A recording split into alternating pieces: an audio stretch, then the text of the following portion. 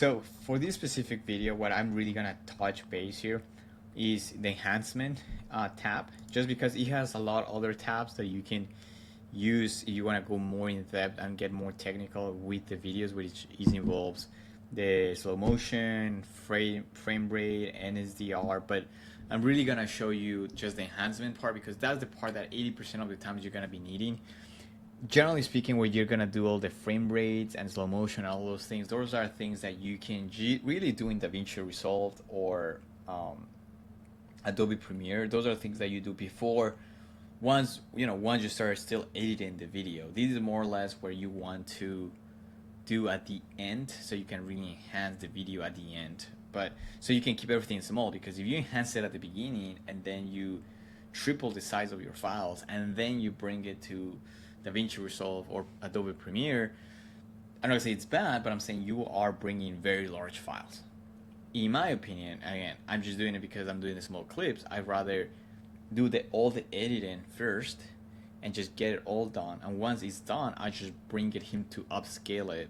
In that way, whenever it upscales and generates a big file, it's just the very end. You're not bringing 10 different files that are big into the editing, because now it makes it a lot easier to process. And then by the time you end up with the video, it's good, but the file is gonna end up being like 10 times bigger without it doesn't have to be that way. So yeah, I mean, other people can use it here. I'd rather use this specifically whenever I'm already working on the other programs, but I'd rather come here to do the enhancement.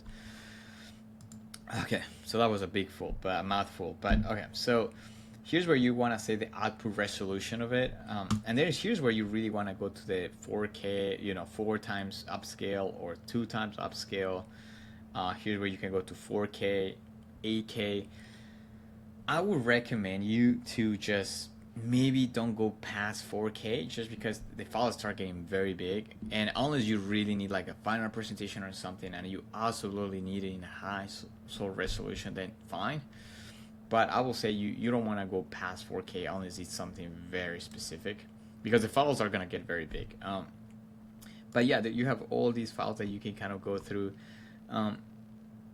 Here, most likely you're gonna stay in the progressive. I mean, the good thing is like every single one of them will give you a description. So it says progressive. Most modern cameras will produce progressive videos, right? Interlace, you probably don't want to use interlace unless you have DVDs.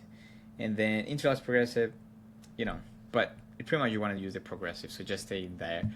Again, here it will give you some other options. I wonder if I can make these bigger. No.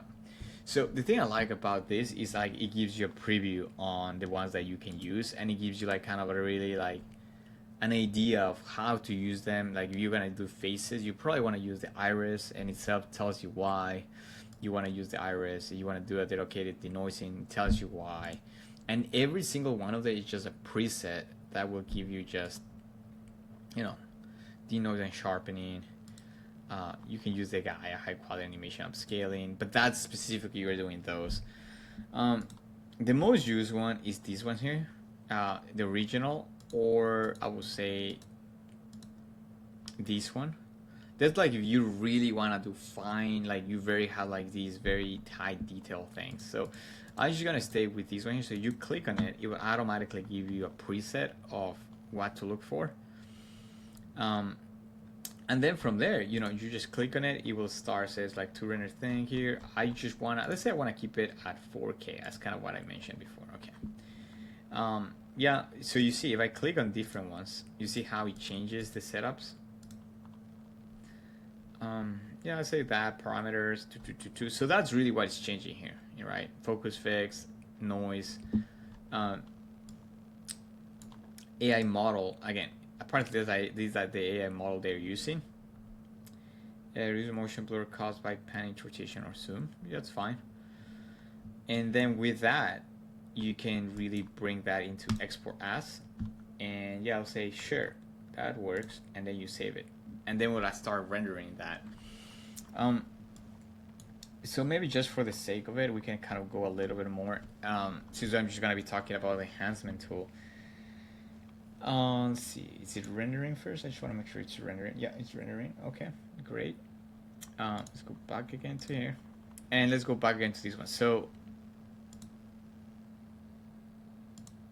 here you can see like you also have a model variant here, right? RIA. RIA is especially modeled for 4x upscaling and requires considerable VRAM and GPU sources. Input condition, nice. Yeah, and they have the AI model, but again, that's motion blur. So, but the good thing is, like you see, guys, like it doesn't take that much time. I mean, 25 minutes. But if you actually will render this in 4K, in, you know, you tell me what you want to render it on, it will take more time. So what I would recommend you is to just come here, do the enhancement. Worst scenario will take you half an hour to render this. You can go grab coffee, come back, and you'll have a full-on resolution of these things. Again, these might be, I'm just giving you a very quick overview of this. You can go into more detail into the SDHR. You know, you can do a lot more things with these that are pretty cool.